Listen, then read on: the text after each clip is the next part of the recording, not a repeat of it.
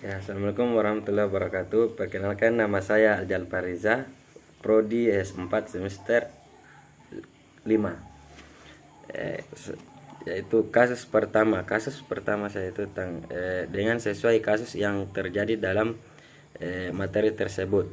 Pasal 44 ayat 1 KUHP, barang siapa yang melakukan perbuatan yang tidak dapat dipertanggungjawabkan karena alasan jiwanya atau cacat dalam pertumbuhan dan terganggunya penyakit, tidak dipidana.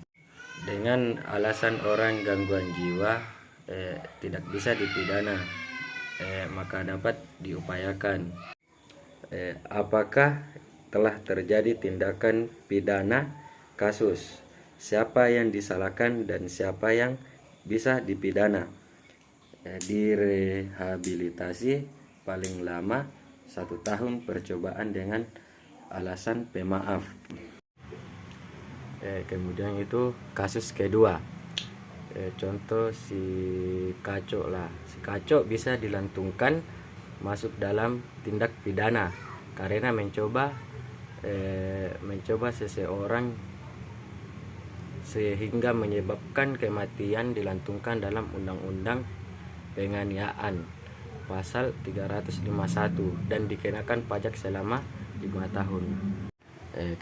Kemudian pasal 310 ayat 4 Undang-Undang nomor 21 tahun 2009. Si B dikenakan hukuman karena telah menabrak sampai meninggal, dapat dipidana di penjara maksimal 6 tahun atau denda. Apakah kecelakaan lalu lintas bisa dipidana? Setiap orang yang mengemudi kendaraan bermotor karena kelalaiannya mengakibatkan kecelakaan lalu lintas dengan korban luka berat sebagaimana dimaksud dalam pasal 229 ayat 4 dipidana dengan pidana penjara paling lama 5 tahun dan atau denda paling banyak 10 juta. Kemudian yaitu kasus ketiga. Dengan demikian, dengan mengelus unsur kesalahan, hakim pertama-tama menetapkan tidak adanya hubungan kausal antara suatu tindakan dan debat yang muncul. Jadi, ajaran kualitas menentukan pertanggungjawaban untuk delik yang dirumuskan secara material.